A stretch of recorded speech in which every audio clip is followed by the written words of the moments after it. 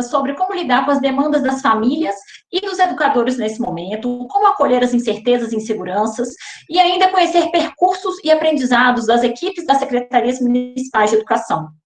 Nosso convite é para tentarmos transformar algumas das dificuldades que todos estamos vivendo em oportunidades para a aproximação dos pais e familiares com os processos de aprendizagem e os profissionais da educação. Para conversar hoje com a gente, estamos com a professora Cristiana Bertotto, que é dirigente municipal de educação e autor do livro Saúde Mental na Escola. E também estamos aqui com a Maria Rebeca Otero Gomes, que é coordenadora do setor de educação dos três convidados. E há cerca de 2 meses, as aulas foram suspensas no seu município, assim como em grande parte do país. De que forma o isolamento social e a suspensão das aulas têm esse convite, falar de um assunto que é a minha vida profissional há 35 anos, né? Eu sou psicóloga de formação, especialista em família e comunidade, educadora.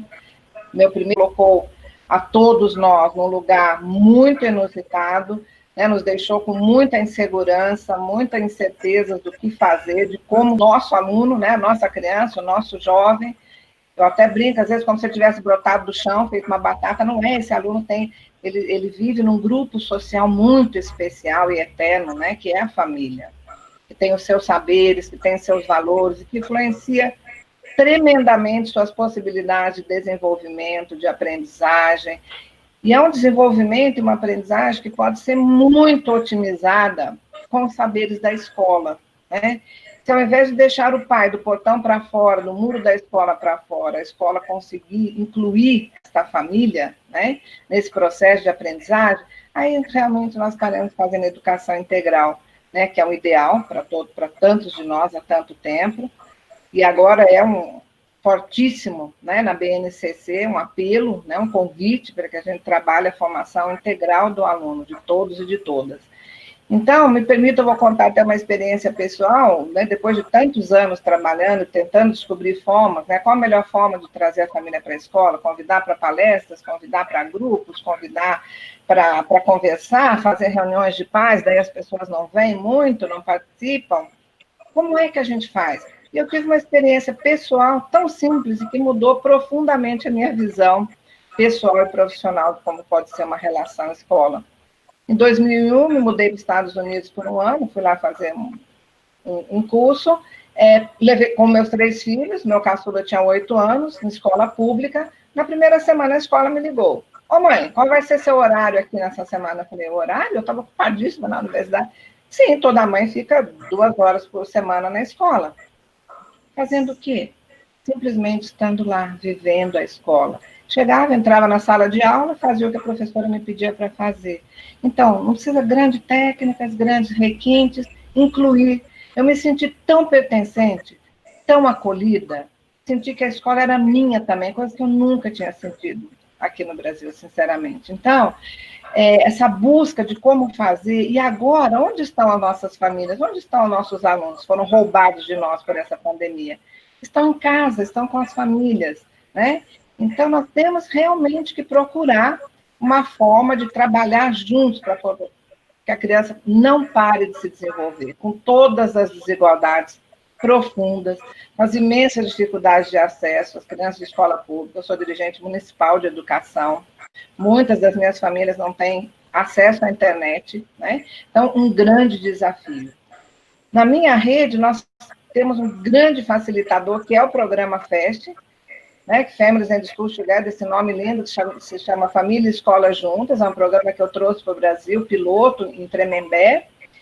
Todas as minhas escolas têm esse programa, as famílias são muito parceiras. Então, nós tivemos um facilitador a mais, que eu acho que outras cidades talvez estejam sofrendo um pouco, porque não tem essa porta, esse diálogo aberto com a família, estão tentando fazer uma relação com a família mecânica, só via site, via atividades enviadas, né? Então, é o momento da gente realmente olhar no olho, tentar fazer uma escuta com a família, conversar com a família, se aproximar e, principalmente, abrir mão, né, de conteúdos pré-elaborados, de uma preocupação muito grande com o conteúdo. Vou falar um pouquinho mais para frente das estratégias, mas é o momento realmente de estar junto com a família e considerando o que a família é um grande laboratório, uma casa, né? pode proporcionar muita aprendizagem, desde a criança pequena até o jovem, se a gente conseguir levar em consideração esse território, esse grupo social maravilhoso que é a família, que tem uma influência tão grande com a criança, com o nosso estudante. Então, o impacto é construir formas de relação, né, à distância, como nós estamos fazendo aqui nessa conferência. Né? Todos nós estamos nos adaptando, em 2 meses, quantas coisas já conseguimos criar, né? De uma forma de ficarmos até mais próximos, distantes fisicamente. É isso que as escolas têm que fazer nesse momento. Obrigada, professora. Vou perguntar agora para o Gustavo. Eu só queria avisar o pessoal que está nos assistindo, a gente está com alguns probleminhas técnicos, pedir desculpa por a gente ter começado um pouquinho além do horário que a gente tinha marcado para as 15 horas, mas vamos tentar seguir e recuperar. Gustavo, quais os efeitos do isolamento social em profissionais da educação e estudantes? E como os sentimentos vão sendo alterados conforme a passagem do tempo de confinamento das pessoas? Boa tarde, pessoal. Eu vou então. Olha, a gente tem 3 fenômenos psicológicos que vêm se apresentando de uma forma mais intensa nesses últimos tempos. A gente fala muito do estresse, e o estresse é um fenômeno psicológico que surge sempre que a gente se depara com situações desafiadoras. São muitas situações desafiadoras acontecendo, então o estresse, na maioria das pessoas, vem se apresentado de uma forma aumentada. A gente tem a ansiedade, que tem a ver com uma problematização das coisas. Então, assim, a gente vê pessoas que têm passado muito tempo e gastando muita energia pensando em coisas que possivelmente até não vão acontecer. Então, a ansiedade tem a ver com essa problematização, e a gente tem um sentimento de tristeza, muitas vezes assim visto como uma sensação de solidão, de vazio, que vem acontecendo para algumas pessoas. Esses 3 fenômenos psicológicos, eles, hoje em dia a gente considera, né, no momento que a gente está vivendo, a gente considera que eles são razoavelmente comuns de acontecer, são esperados de acontecer, devido à quantidade de incertezas que a gente vem vivendo e por causa do isolamento social, certo?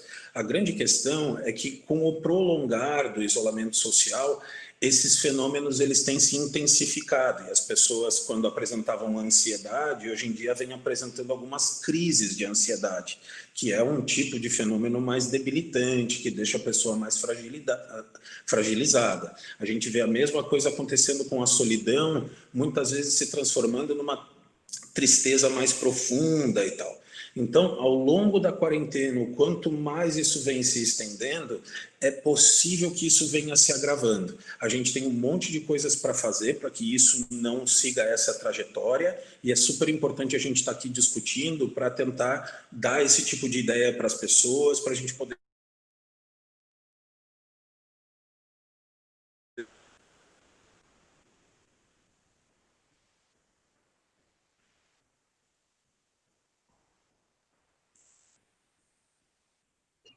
Oi, vocês me escutam? Agora sim. Ah, tá. Gustavo, você, desculpa, para mim cortou um pouquinho, você encerrou sua fala? Sim, sim. Tá bom, obrigada.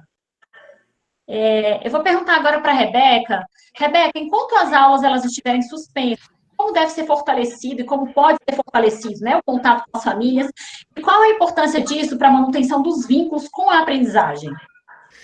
Bem, as famílias hoje, elas estão... bom, em primeiro lugar, eu queria agradecer o convite, agradecer ao Undime, cumprimentar meus colegas, Gustavo e Cristiane, um prazer estar com todos aqui, né, e agradecer também ao público. As famílias hoje, elas estão enfrentando uma série de desafios, né?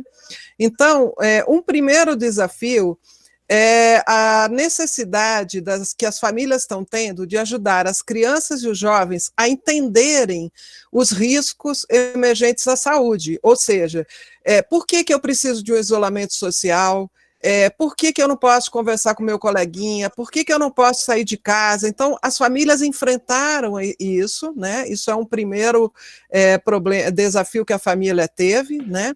Depois, muitas famílias vulneráveis que dependem muito da questão da alimentação escolar também enfrentaram uma outra problemática, que é a questão desse impacto que a falta da alimentação escolar traz, tanto em termos financeiros para a família, porque ela vai ter que repor essa alimentação, quanto também de toda a forma, crianças que acabam passando fome ou alguma questão assim, né? Então, esse é um outro desafio bastante grande, né, e que tem uma relação direta com a escola. A questão também, que é um outro desafio, é as famílias não ficarem sedentárias, elas poderem trabalhar, fazer um exercício físico para melhorar seu sistema imunológico, a sua saúde mental, né? Depois, eu vejo também as questões relacionadas ao estresse, à ansiedade e à saúde mental, que era o que o Gustavo estava colocando agora, né? Que sempre acaba, durante um surto, uma pandemia, esses níveis de ansiedade, eles aumentam muito, e isso é um problema, é um desafio para ser enfrentado pela família. Além disso, uma outra coisa, um outro desafio que a família tem é porque ela está trabalhando remotamente, seus filhos estão estudando remotamente, ela tem que dar conta do seu trabalho, da sua casa, de estar o dia todo com seu filho, ensinando. Então, o tempo de gasto online pelas crianças também é um outro desafio. As crianças podem estar sendo assediadas, podem estar analisando fake news, então também todo esse desafio relacionado à questão da internet, às questões online. E também novas responsabilidades, né? Então, hoje, as próprias crianças estão tendo que ter algumas responsabilidades nesse contexto de casa agora, né? Vamos dizer assim, há uma mudança na rotina da família, né? E tudo isso, obviamente, impacta as famílias. Então, também nós temos que estar atento, por exemplo, nesse caso das responsabilidades, a questão de gênero, para que nós não colocamos responsabilidades mais nas meninas e nas mulheres do que nos homens e nos meninos, né? Então a gente tem que estar atento a essas questões também. E outras questões relacionadas à saúde e à proteção, né? Como é que a escola e como é que a escola e o sistema educacional pode ajudar essas famílias, pode fornecer às famílias informações claras, informações simples sobre saúde, incluindo os recursos apropriados, tentar ajudar famílias que têm dificuldade com a educação remota, então trabalhar informações claras e simples, produzir essas informações, estar em contato, como disse a Cristiane, estar em contato direto com as escolas, né? Outra coisa que o sistema educacional e a escola pode é oferecer materiais e atividades de aprendizagem que incluam também a promoção à saúde, né? E administrar as expectativas em relação às famílias. Então, é importante a escola e o sistema educacional também não criar muita expectativa com relação aos pais, com relação às famílias, porque as famílias também estão sendo impactadas por essa pandemia. Então, muitas vezes se joga toda a expectativa em cima da família, né? E eu vejo isso é independente, em escola privada, em escola pública ou em público vulnerável ou não, essa responsabilidade foi jogada de certa forma, porque como as escolas também foram pegas de surpresa, como a gente já ouviu aqui, muitas vezes foi colocado isso, as famílias também foram pegas de surpresa, e essa expectativa em relação ao apoio que as famílias dariam aos seus estudantes é bastante grande. Então, eu vejo esse como pontos assim bastante importantes, né? E o que a gente faz? Só para finalizar, o que a gente faz nesses casos, né? Então, a gente deve promover, né, um conhecimento bastante grande sobre como a epidemia está nesse local, no local onde a criança vive, no entorno da escola, no entorno das casas, naquela comunidade, né? Reconhecer a ligação de aprendizagem e também de saúde, e também apoiar, né, as parcerias que podem estar fornecendo apoio às famílias, como assistência social, como a própria Secretaria de Saúde, e fornecendo essas informações importantes. Então, eu vejo esse quadro, né, onde a família foi colocada e, efetivamente, uma série de novos desafios e uma série de, tanto para a escola quanto para a família, né? Mas perguntar no retorno dos estudantes ao ambiente escolar. Quais ações elas devem ser realizadas para favorecer evitar a evasão escolar, mesmo nos diversos cenários de vulnerabilidade social que a gente tem no país? Bem, a escola, para o retorno, né, a escola ela é muito importante retornar, né? Então, a primeira coisa que a gente deve fazer é manter, que aí entra a responsabilidade das famílias e da escola, é manter o engajamento dos estudantes. E por que eles precisam estar engajados? Para que eles não retrocedam no aprendizado que já tiveram, e para que eles possam depois não abandonar, não se desestimulem, né, com relação ao ano letivo. Então, é muito importante manter esse engajamento, por isso é importante alguma forma de atividade remota, seja promovido pela escola e pelas famílias, mesmo sem internet, mas que seja, claro, com internet melhor, porque facilita, tem contato, né? Então, se tiver com internet, ótimo, mas se não tiver, também algum tipo de atividade deve ser feito remotamente para que o aluno continue engajado no aprendizado, tá?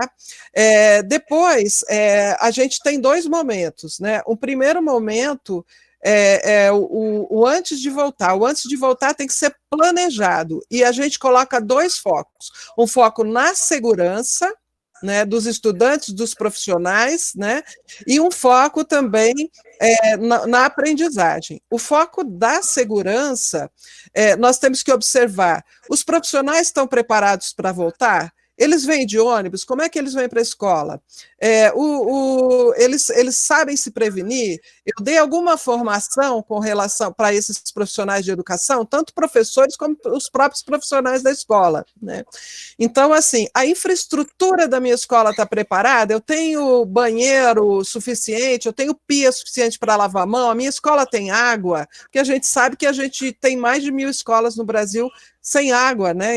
Essa é a verdade. Então, a minha escola tem sabão, eu vou precisar gastar mais recursos, então eu tenho que fazer um planejamento de toda essa infraestrutura, né?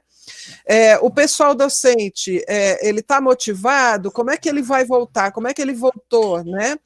Como é que eu vou realocar? Como é que eu vou fazer o distanciamento na escola dos jovens, né? Então, são todas a questão da infraestrutura, né? Será que eu vou precisar revezar os alunos para que não haja um acúmulo muito grande de alunos dentro de uma mesma sala? Então, tudo isso vai ter que ser planejado, né? A própria alimentação, como é que ela vai ser distribuída, o horário do intervalo, como é que isso vai ser feito. Então, esse planejamento tem que ser feito antes, com esses dois focos, o foco na segurança e o foco na aprendizagem. E depois, quando voltar, a gente está sempre fazendo um monitoramento, uma avaliação de como isso está acontecendo. Os professores têm que ser treinados e formados nas questões socioemocionais, porque elas vão aparecer. Nós vamos ter alunos que tiveram perdas familiares, que perderam avós, que perderam famílias. Nós vamos ter profissionais também que tiveram perdas familiares, que têm medo, que têm receio, que desconhecem. Então, todos esses aspectos eu vou ter que estar muito atento no retorno às aulas, então é muito importante que esse planejamento comece rapidamente, né? A Unesco tem alguns documentos que norteiam, que dão essa orientação, depois eu posso passar os endereços para vocês. Tá bem, obrigada, Rebeca. Eu vou perguntar agora para o Gustavo. Gustavo, os profissionais da escola, eles dialogam com diversos atores sociais. Isso é uma realidade, a gente sabe.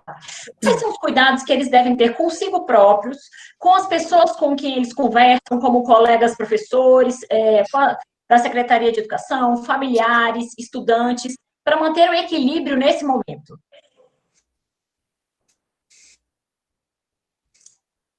Bom, como vocês viram, eu acho que a gente tem 3 fenômenos que precisam ser o nosso foco nesse momento, que é o estresse, que está aumentado. O estresse gera na gente uma sensação de se estar à flor da pele, então a gente fica mais irritável, a gente fica mais emotivo. A gente tem outro fenômeno que é a ansiedade, que é um fenômeno que nos leva a preocupações em looping, preocupações que não param de acontecer. A gente gasta muita energia com alguns tipos de pensamento que nos fazem ficar mais tensos. E a gente tem um outro fenômeno bastante prevalente nesses últimos dias, que é uma sensação de tristeza mais profunda, de solidão, que vem associada com uma falta de vontade de viver coisas, com uma falta de ânimo e de prazer, certo? Então, assim, dentro de cada um desses fenômenos, a gente tem uma série de coisas que podem ser feitas. Para não me estender demais, eu vou tentar falar algumas coisas que eu tenho considerado interessante. Uma delas que eu acho bem importante é a gente cuidar das nossas rotinas. Como a gente está vivendo num momento assim onde tudo é muito incerto, né? Tudo ficou muito diferente do que era, ter algumas rotinas, como um horário para dormir, um horário médio para acordar, horários para eu me alimentar. Aqui um cuidado é bem importante. As pessoas que estão trabalhando dentro de casa e que estão misturando o horário de trabalhar com o horário de ter lazer. Se a gente puder ter um pouco mais de clareza dentro da nossa rotina, o quanto tempo eu vou despender para trabalhar e o quanto tempo eu vou despender com a minha família e com coisas de lazer. Se eu tiver uma rotina razoavelmente bem estabelecida, a sensação de que as coisas estão um pouco mais sob controle tende a surgir. Então as rotinas são importantes para isso, para me dar essa sensação de que eu estou vivendo num ambiente que está um pouco mais organizado. Dentro dessa rotina, eu acho que uma coisa fundamental para citar é a questão do sono, que é uma coisa que eu tenho visto com muita frequência as pessoas se queixando disso. Eu estou falando desde queixas de crianças pequenas até pessoas adultas, idosos e tal. Então, existem uma série de orientações que se pode fazer. Eu posso, inclusive, passar para vocês uma lista de orientações que podem ajudar. Mas, assim, uma coisa muito importante é a gente prestar atenção na importância do sono. Um bom sono, me levando a acordar numa faixa X de horário, é o pilar de qualquer rotina. Então, preste atenção no sono. Coisas básicas, como deixar o quarto mais escuro possível, sem muito barulho, né? Tem uma série de orientações. Eu não vou me estender demais, porque eu quero falar de outras orientações aqui. Eu passo para vocês orientações específicas sobre sono. Uma outra coisa, quando eu penso nessa situação, é a quantidade de informações que a gente vem absorvendo. E aqui eu quero fazer um alerta. Pessoas que estão mais ansiosas, mais estressadas, elas tendem a ficar mais suscetíveis às informações, elas tendem a buscar, de repente, 1 hora do dia, meia hora do dia para assistir às notícias do dia, porque é importante que a gente fique por dentro do que está acontecendo, mas tentar não ficar se aprofundando muito mais, porque essa sensação de que a gente vai ficar mais tranquilo, ela não acontece, a tendência é a gente ir ficando mais angustiado. Então, tomar bastante cuidado com isso. Uma outra dica, assim, do ponto de vista de ansiedade, pessoal, que é problematizar coisas e tal, eu tenho visto muitas pessoas que têm gastado uma energia e um tempo muito grande com alguns tipos de realidade que elas não podem controlar. Por exemplo, eu não consigo controlar, por exemplo, as pessoas que... algumas pessoas que moram na minha cidade, num bairro longe de mim, eu não tenho o que fazer por elas se elas estão fazendo... se elas não estão seguindo todas as regras, todas as orientações que a gente recebe. Mas eu tenho algumas coisas que eu posso controlar, como o meu próprio cuidado com o coronavírus, né?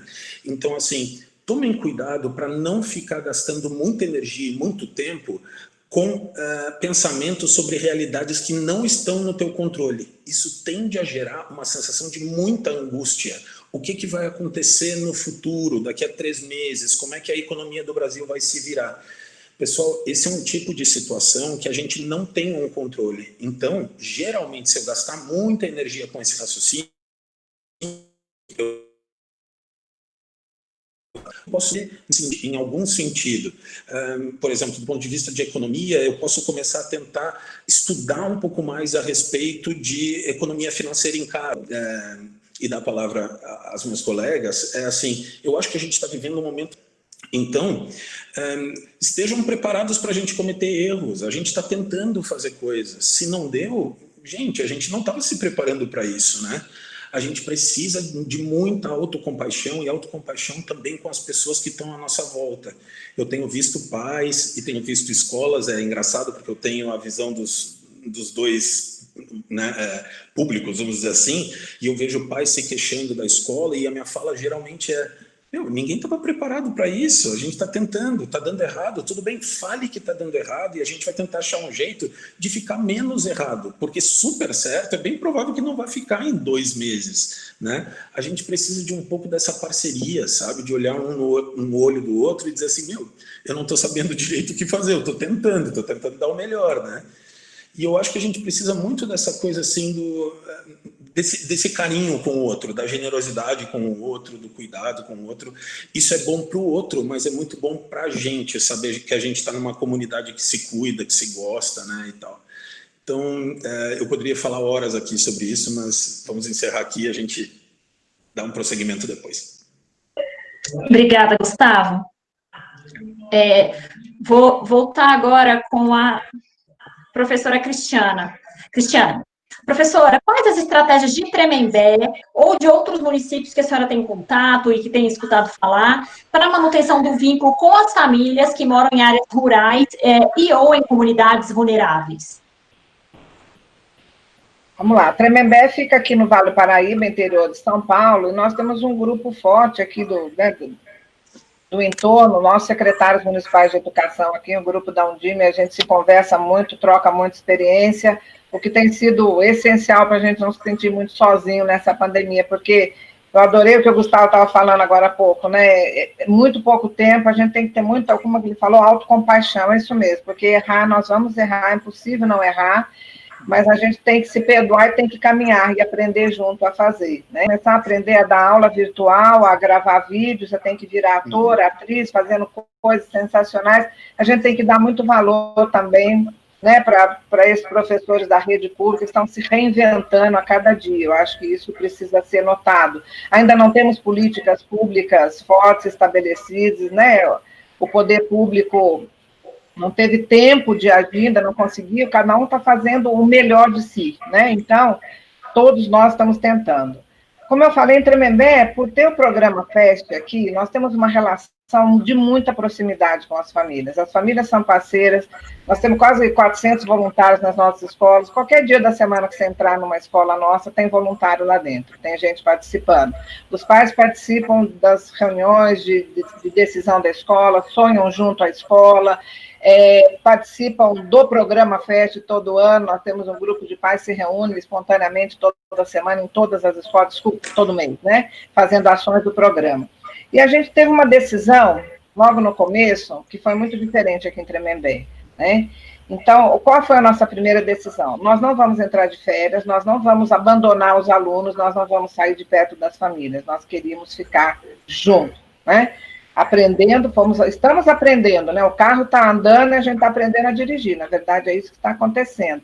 Mas nós tivemos alguns momentos muito importantes. Primeiro foi essa decisão, nós tivemos 10 dias de recesso e já retornamos, né?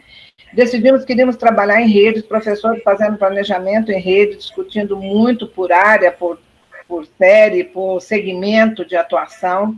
Tivemos algumas mudanças grandes, né? E adaptação, como eu falei, nós estamos no momento de trabalhar um currículo vivo, né? Tem o Francisco, quais são as possibilidades de aprendizagem dentro da casa, né? Muito bonito e muito verdadeiro isso.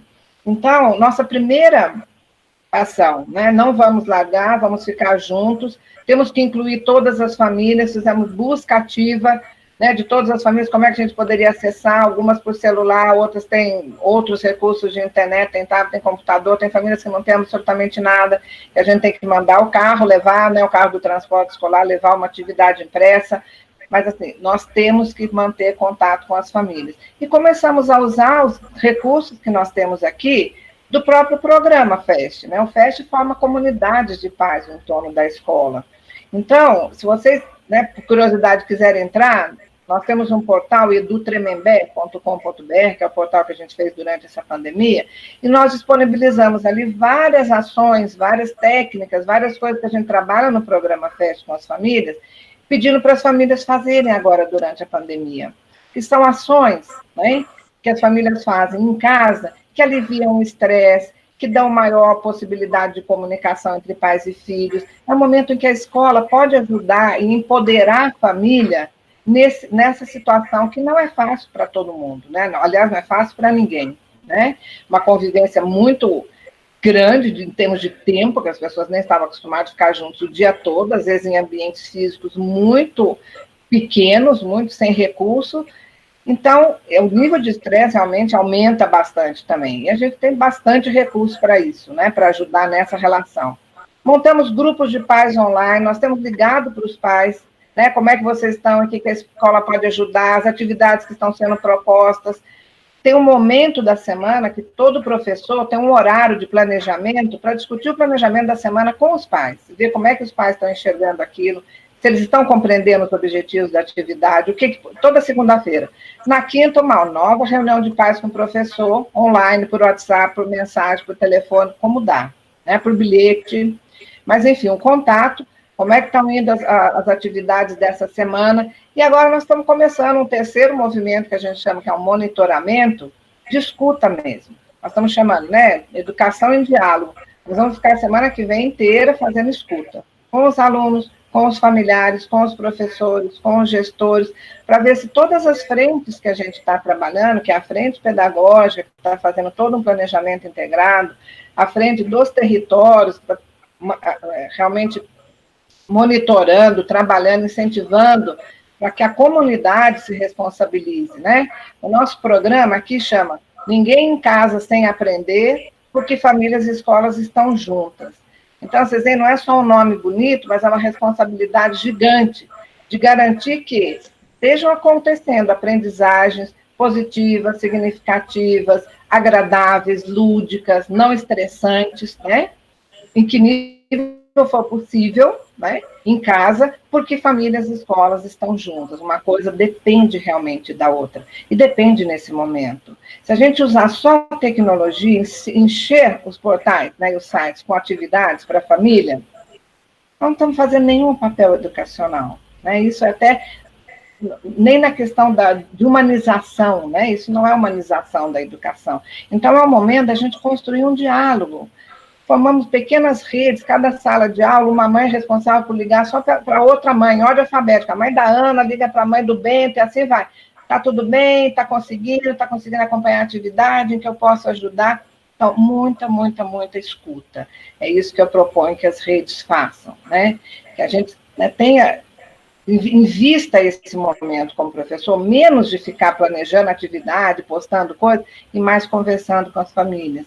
Que as atividades propostas sejam significativas, que contemplem os saberes da família, que permitam que a família também se sinta importante, se sinta empoderada e possa contribuir, né?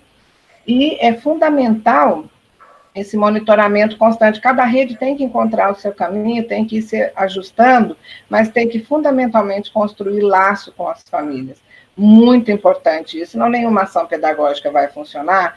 E as discrepâncias, né, no retorno, a Rebeca estava falando, realmente a gente precisa se programar seriamente para esse retorno, mas a gente pode correr o risco das desigualdades, que sempre foram imensas, estarem ainda mais acentuadas. Né? Se a gente simplesmente confiar na tecnologia e achar que, fazendo um bom planejamento, mandando um monte de atividades para casa, enchendo um site com ações, estamos garantindo aprendizagem e desenvolvimento. Não estamos. Nós precisamos estar dialogando com a família, precisamos estar muito próximos, tentando compreender o nível de cada um. Isso cada professor pode fazer, nem que seja pelo seu WhatsApp. Obrigada, professora. Eu vou continuar com a senhora. Nesse momento, a senhora colocou todas as estratégias que estão, né, acontecendo aí no seu município, e muitas escolas estão realizando atividades não presenciais com os estudantes, e as atividades são importantes para apoiar crianças e jovens nesse contato com os educadores e oferecer condições para que o estudo ocorra em casa. Como a senhora sugere que as secretarias encaminhem as dificuldades encontradas nesse percurso, entendendo que o espaço de casa agora também é um espaço para estudo? Isso, eu queria até falar um pouquinho em cima da sua fala. Assim, o espaço de casa sempre foi um espaço de estudo, de aprendizagem, diferentes, são experiências diferentes. O que aconteceu é que a criança, o aluno, dada o tamanho da evasão escolar que a gente tem no Brasil, para muitos jovens, a escola deixou de ser um espaço agradável. Sala de aula não é um espaço agradável, não é um lugar de aprendizagem prazerosa. Então, também a gente tem que reconhecer isso. Então, nós também temos uma oportunidade agora de ressignificar a educação, a escola que a gente deseja. Eu tenho conversado muito com os professores da minha rede, de outras redes, a gente faz parte de uma grande rede aí do Centro de Referência de Educação Integral. Hoje mesmo eu estava com eles numa reunião aí que tinha quase 80 municípios do Brasil, discutindo a questão da educação integral, e como é importante que a educação descubra formas, né, e talvez essa crise nos traga essa oportunidade, a gente não sabe, o que a gente sabe é que a gente quer sair melhor dessa crise que a gente entrou, né? Mas que a gente tem que descobrir formas de que volte a ser um prazer imenso para o adolescente, para o jovem, o aprender, né? Até para o professor, nós temos muitos professores que estão cansados, é muita violência dentro da escola, é muito desgaste, o ambiente educacional, ele não tem mais aquela saúde mental, né? Para muitos, aliás, é um problema sério de desgaste emocional.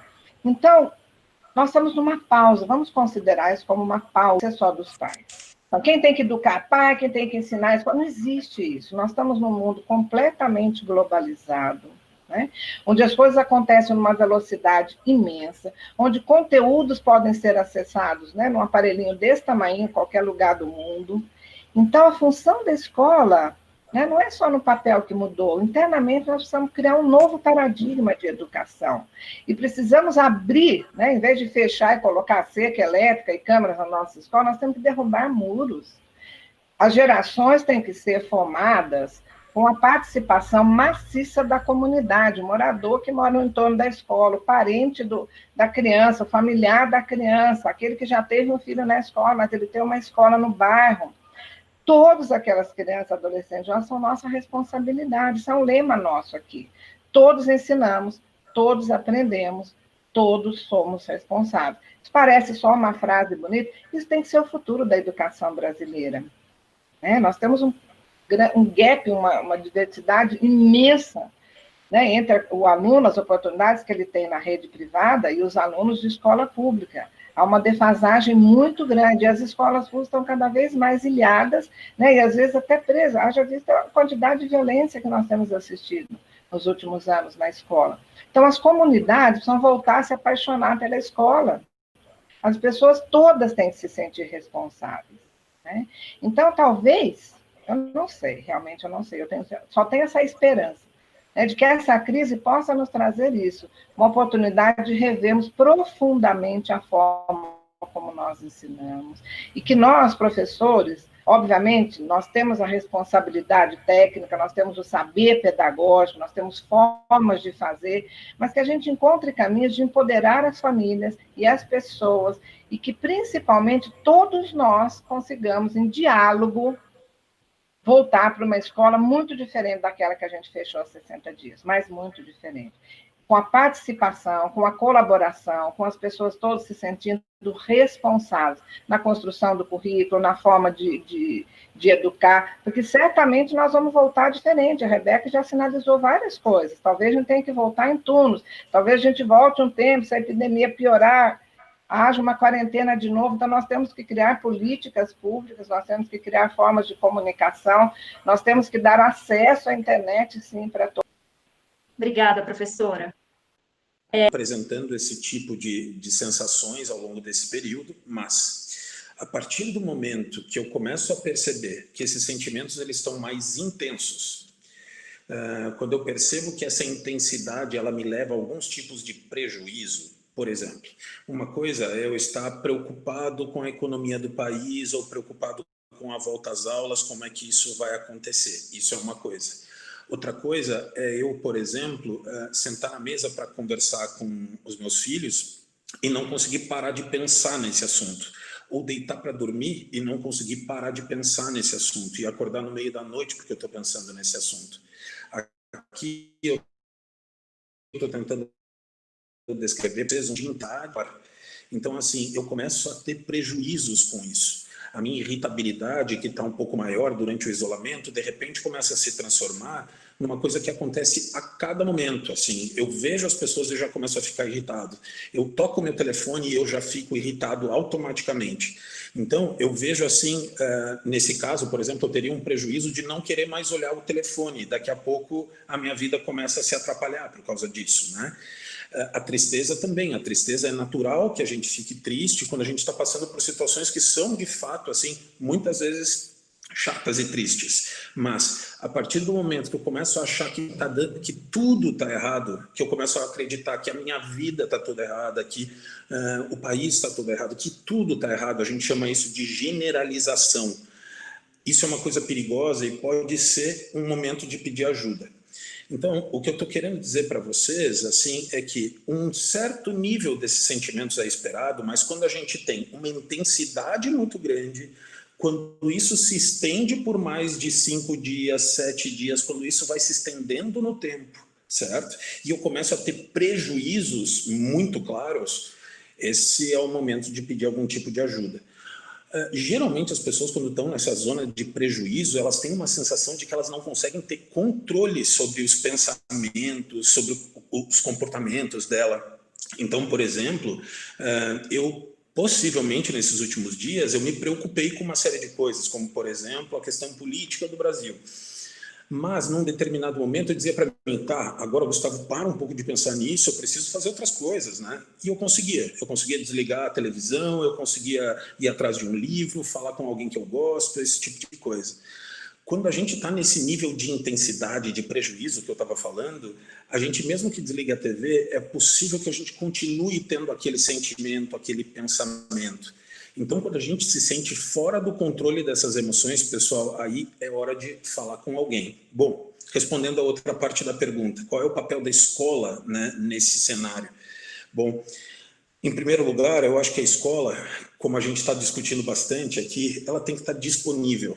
Ela tem que estar disponível para ser uma interlocutora, até para auxiliar nesse tipo de cenário, né? Então, assim, um pai que demonstra esse tipo de coisa, um aluno que vem demonstrando esse tipo de coisa, pode ver num professor um interlocutor para conseguir entender o que está se passando com ele e entender a necessidade de buscar ajuda. Uma frase que eu acho muito importante nesse sentido hoje em dia é que, assim, pedir ajuda não é uma coisa de alguém fraco. Pedir ajuda hoje em dia é coisa de alguém forte, de alguém que tem força para ir atrás e resolver o que está se passando. Então, assim, essa é uma frase que eu tenho usado com frequência para pessoas que volta e meia têm me ligado e pessoas que eu não conheço, eventualmente, tentando estimular essas pessoas a pedirem ajuda. E a escola, eu acho que pode auxiliar nesse sentido, assim, como um interlocutor querido, assim, como um interlocutor afetivo, que consegue absorver esse tipo de informação que pode ser dita ou pode ser observada de uma forma indireta e tentar transformar isso numa ponte para que alguma coisa aconteça, para que a pessoa melhore, né, esse tipo de coisa. E só para finalizar aqui, uma coisa que eu não citei, que eu acho importante, é que esse é um período assim que está sendo muito rico para a gente trabalhar o autoconhecimento, sabe? Isso tudo que eu estou falando, saúde mental sem autoconhecimento, sem eu de vez em quando parar um pouquinho para olhar para mim e saber como eu estou me sentindo, se eu estou me comportando de uma forma que geralmente eu me comporto, ou a forma que eu estou me comportando está muito diferente do que geralmente eu apresento, se eu não tiver esse tipo de movimento em relação a mim, peraí, eu acho que eu estou muito mais irritado que o normal. Não, peraí, eu não costumava dormir tão mal quanto eu estou dormindo. Se eu não fizer esse movimento, a tendência são esses fenômenos começarem a entrarem como se fosse uma bola de neve e daqui a pouco eu começo a perder o controle sobre esses comportamentos e sentimentos. Então, assim, é muito importante, e eu tenho visto muita gente falar de autoconhecimento, tirar disso tudo o autoconhecimento como um fruto. Eu acho que a gente vai aproveitar muito isso. Então, é por aí. Obrigada, Gustavo. Eu vou falar com a Rebeca agora. Rebeca, a Unesco, até citou na sua fala, tem preparado e divulgado, né, artigos em diversos países e que agora também podem ser encontrados em português. Você pode falar para a gente um pouquinho sobre o conteúdo desses materiais e também se já houve algum monitoramento ou avaliação sobre a efetividade e eficácia desses documentos em países que já retornaram às aulas presenciais? Bem, a Unesco, então, ela vem desde o início da pandemia, né? Vocês sabem que a sede da organização fica em Paris, né? Então, ela teve uma atuação bastante grande na pandemia nos países europeus e também em outras áreas, tanto na Ásia e Pacífico, depois, posteriormente, a América Latina e África, né? Então, a Unesco tem visto isso de uma forma global, né? Tem acompanhado e tem produzido uma série de notas informativas temáticas para trazer a experiência desses países e as recomendações de especialistas para todos, né? Essas notas informativas, elas têm várias áreas: nutrição e saúde, currículo, a questão docente, ensino à distância, educação remota, né? Qual a diferença? Então, tem uma série de materiais que estão na página da Unesco. Dentro da página da Unesco tem um tópico sobre Covid e lá tem todas essas notas informativas, inclusive notas conjuntas de Unesco e parceiros sobre retorno às aulas, quais são os tópicos que os sistemas educacionais devem se atentar com relação ao retorno, como que vai se dar esse planejamento, impacto financeiro, etc. Mas uma coisa bastante importante que a Unesco tem percebido, e acho que tem ficado muito claro, né, as lições aprendidas, acho que o Gustavo estava falando da lição aprendida do indivíduo, do autoconhecimento. Eu acho que isso é um ganho assim que a gente tem que levar mesmo. Toda crise traz também as suas vantagens e os seus ganhos, né? No campo da educação, eu acho que a Unesco avalia, né, que ficou muito claro que a importância que a educação tem para se alcançar todos os outros direitos, né? Então, o direito à educação, ele traz uma importância muito grande para todos os outros direitos, em especial o direito à saúde. A pessoa que não tem educação, ela não consegue lavar as mãos, ela não consegue usar uma máscara, ela não consegue entender o que é um vírus, por que ele se dissemina, né? Ela acredita em fake news, então, assim, a educação, ela é fundamental para que a gente possa conseguir alcançar todos os outros direitos. E que educação é essa? Né? Não é uma educação que só dá conhecimento cognitivo, que trabalha só alguns temas, é uma educação que seja transformadora.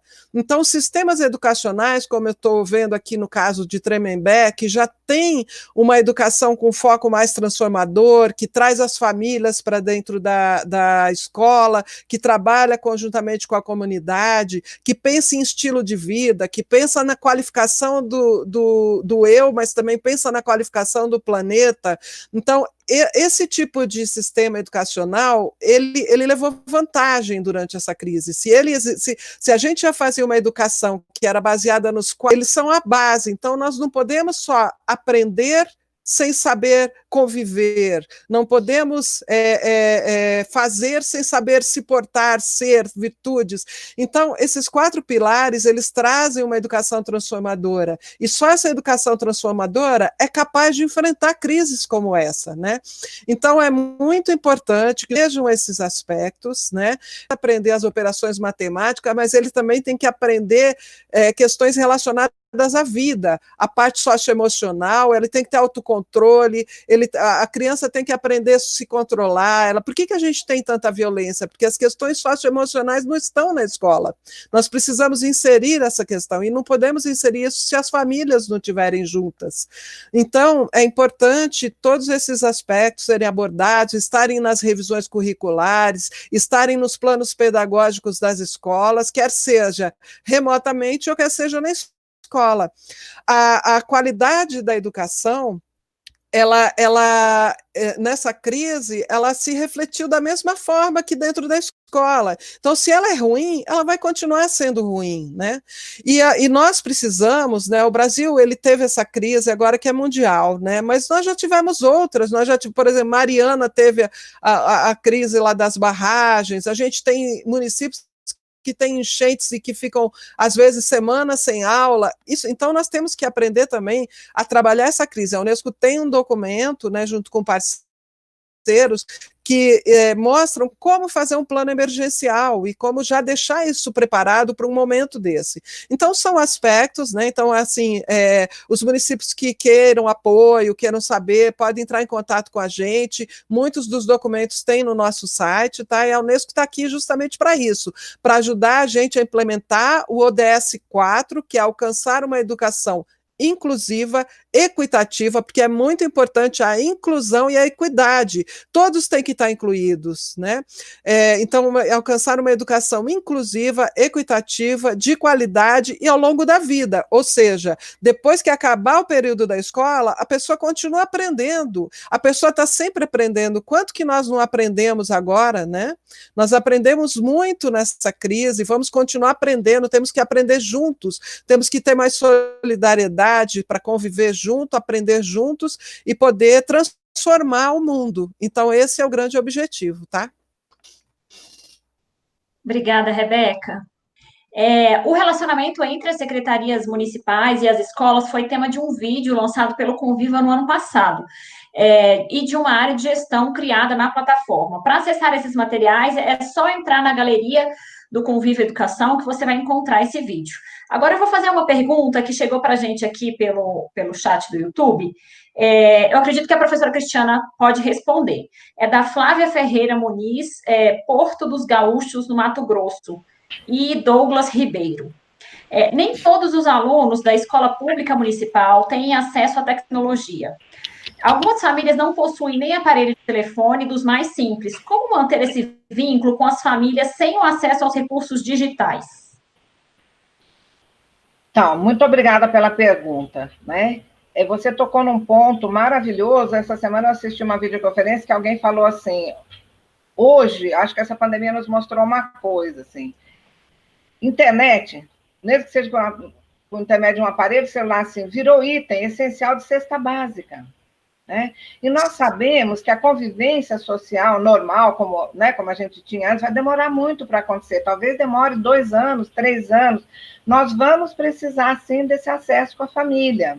Então, os governos, nos níveis, né, municipal, estadual, federal, têm que pensar nisso e têm que providenciar. Outros países, a primeira ação que tiveram foi dar um tablet para cada criança levar para casa, porque o acesso é complicado, a gente pode imprimir o material, mandar para a família, mas a gente telefonar, pelo menos a gente precisa conversar, né? Então, esse acesso é essencial. Até isso, nós estamos hoje, agora, no meio de uma campanha, aqui em Tremembé, nós lançamos uma campanha para doação de chip de celular, aparelho de celular velho, né? Velho, em bom estado, mas, enfim, que a pessoa não esteja usando. E, por incrível que pareça, estamos conseguindo. Nós temos 200 famílias, nós precisamos dar acesso, estamos conseguindo fazer. Então, realmente fica muito difícil. Como nós temos muitos voluntários, o que a gente tem conseguido fazer, principalmente nas famílias de zona rural, é que esses voluntários são nossos parceiros no programa FES, são os nossos pais parceiros, são os nossos parceiros da comunidade, tem feito, inclusive, é essencial. Obrigada, professora Rebeca. O Gustavo, querem comentar?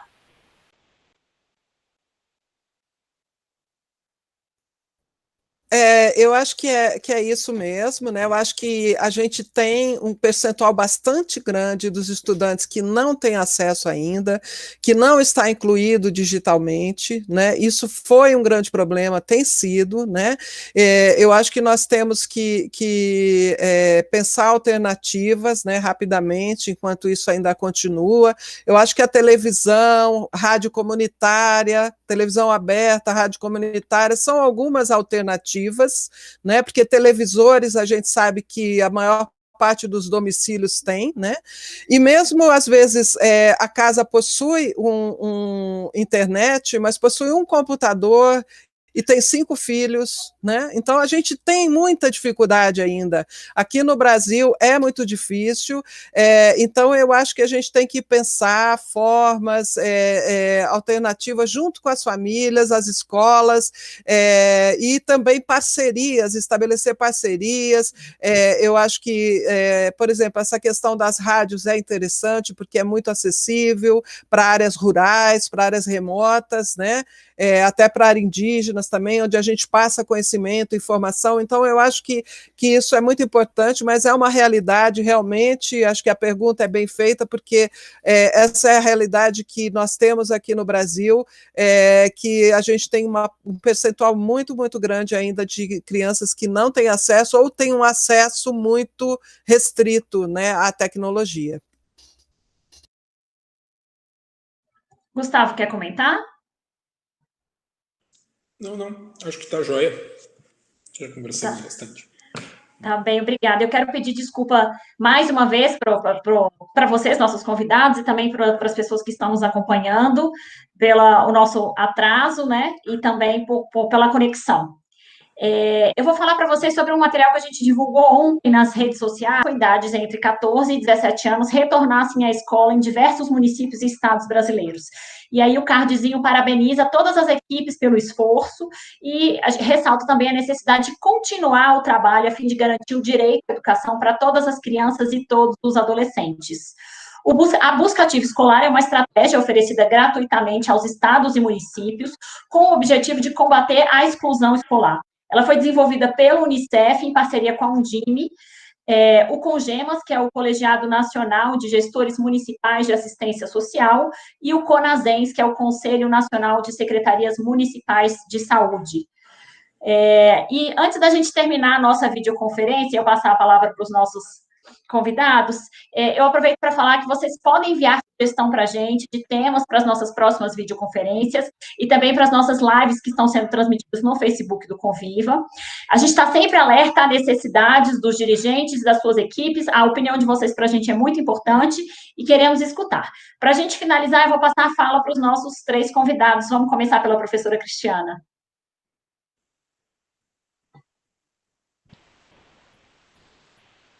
Desculpa demorar, estava abrindo meu microfone.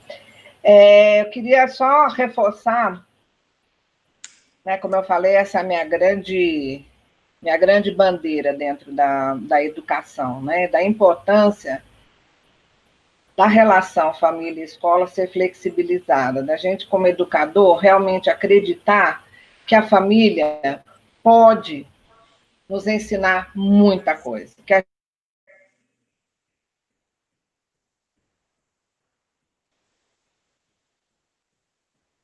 A conexão da professora está travando para vocês?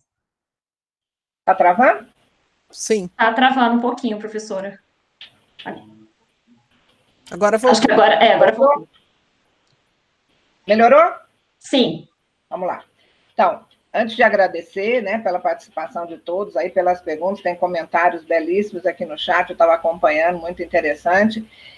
Eu gostaria de só enfatizar, né, para mim isso é um ponto muito forte, como eu falei, é o grande objetivo assim, da minha carreira, de todos esses anos trabalhando com família, com comunidades, né, e o grande aprendizado, quando a gente se propõe a escutar o outro, realmente se coloca à disposição, o aprendizado é gigante, né? E isso traz uma relação que a gente chama de empoderamento, né?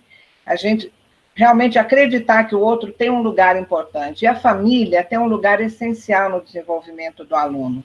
Então, derrubar esses muros, né? Derrubar a distância entre família e escola nunca foi tão importante, né? Como eu falei, uma pandemia que se há 6 meses atrás alguém dissesse que a gente já está vivendo da maneira como estamos hoje, seria uma coisa inacreditável. Ia aparecer um fake news, né? Ia aparecer isso. Uma situação que a gente nunca esperou viver e que está nos trazendo muita angústia, muitas dificuldades, mas também uma oportunidade muito grande de aprender novas coisas, de rever conceitos.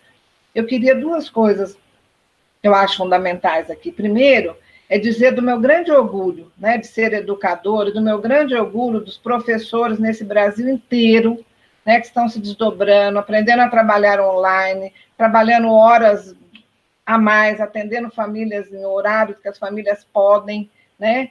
Dentro de casa também como pais, cuidando de seus filhos, do aprendizado de seus filhos, estão mostrando uma resiliência, uma compaixão, uma humanidade incrível.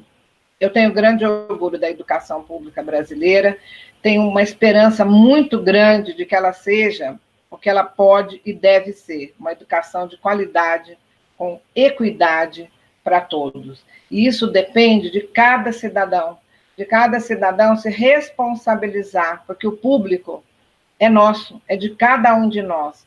E a gente tem que cuidar daquilo que a gente valoriza, daquilo que a gente ama, e tem que amar aquilo que a gente cuida.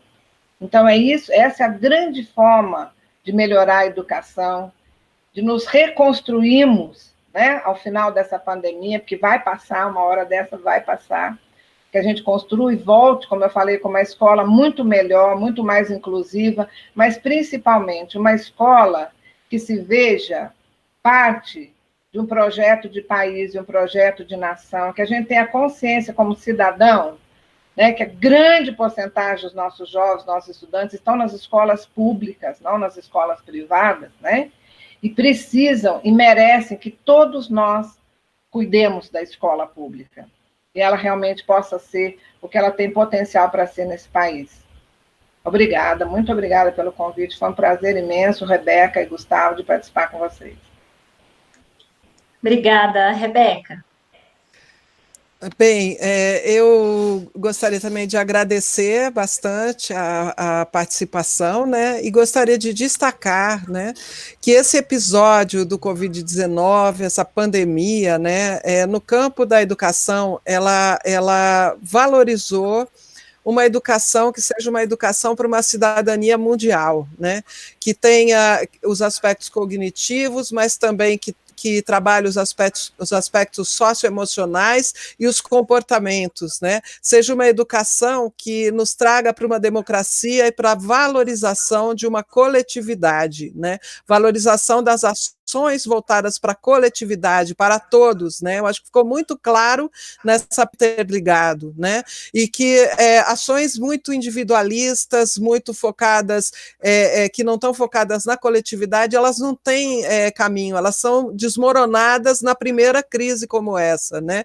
Então, é muito importante e, nesse sentido, a Agenda das Nações Unidas, dos Objetivos de Desenvolvimento Sustentável das Nações Unidas, os 17 objetivos que foram pactuados por 195 países, né, incluindo o Brasil, ela está muito viva. Por quê? Porque são objetivos que trabalham a questão do meio ambiente, da economia, do patrimônio cultural, da produção, do consumo, da educação como base para tudo isso, da saúde, né? E está muito claro nessa pandemia do Covid que tudo isso está muito interligado e que esses objetivos estão mais vivos do que nunca. Então, eu faço um apelo a todos que trabalham com educação, que trabalham com saúde, ou mesmo que estão nas suas vidas, dos seus domicílios, das suas casas, que possam estar realmente fazendo ações que nos tragam a alcançar esses objetivos, esses 17 objetivos de desenvolvimento sustentável das Nações Unidas. Tá bom? Eu acho que esse é o meu recado, agradeço imensamente ao Jimmy, agradeço a professora Cristiane, o Gustavo, de estar aqui com vocês, as perguntas e os telespectadores aí, muito obrigada. Obrigada, Rebeca. Gustavo. Olha, eu queria agradecer a oportunidade de estar aqui com vocês. Eu acho que nesses últimos tempos, assim, eu tenho encontrado, conhecido pessoas que têm me inspirado, assim, de uma forma emocionante, assim. E eu espero que a gente possa estar conseguindo passar um pouco dessa energia para as pessoas que estão nos assistindo, porque eu acho que é isso que a gente precisa, assim, energia e bons pensamentos e boas ideias, né? E muito daquilo, né, da autocompaixão, de se permitir errar, porque essa é uma hora de tentar coisas, assim, né? Então, estou bem feliz, assim, de estar aqui com vocês. Queria dizer para vocês que a gente no Cuca Legal está produzindo um material que pode ser bem interessante, é um material sobre manejo em saúde mental, vamos dizer assim, né? Tipo, nesse período de isolamento, ele está num momento final, assim, de... né, os retoques finais, e ele vai ficar disponível para as pessoas Eu queria até passar o site para vocês, o Cuca Legal, o site é cucalegal.org.br, e eu vou falar para vocês de um outro site que se chama amesuamente.org, certo? O Ame Sua Mente é a instituição hoje em dia que é a mãe do Cuca Legal, certo? Então, o Ame Sua Mente, ele é uma instituição agora que está fazendo uma série de outras iniciativas, mas o Cuca Legal é uma das mais importantes. E a gente, possivelmente, na semana que vem, já vai começar a distribuir, assim, ela vai ficar disponível para quem quiser. Tem uma série de estratégias. Hoje eu tive que ser muito objetivo para ouvir todo mundo, né, e deixar a atividade dinâmica, mas tem muitas coisas legais para a gente aprender, se conhecer e tentar mudar, não só para esse período, mas para o período que vem logo depois, né. Então, queria agradecer e me dizer assim que eu estou disponível aqui para o que precisarem, assim, estou feliz de poder fazer parte dessa comunidade. Obrigada, Gustavo. Eu quero mais uma vez agradecer a professora Cristiana, Rebeca e o Gustavo, que ficaram aqui com a gente, se disponibilizaram a fazer essa conversa. Agradecer as pessoas que nos acompanharam ao vivo. Pedir desculpas mais uma vez, a gente sabe que esse tipo de entrevista acontece, ainda mais nesse momento que a gente está vivendo, problemas técnicos, internet. E dizer para vocês que quem não conseguiu assistir ou quem quiser rever, esse vídeo vai ficar disponível na galeria do Conviva Educação e também no canal do Conviva no YouTube. A gente espera por vocês em convivaeducação.org.br. Boa tarde e até a próxima.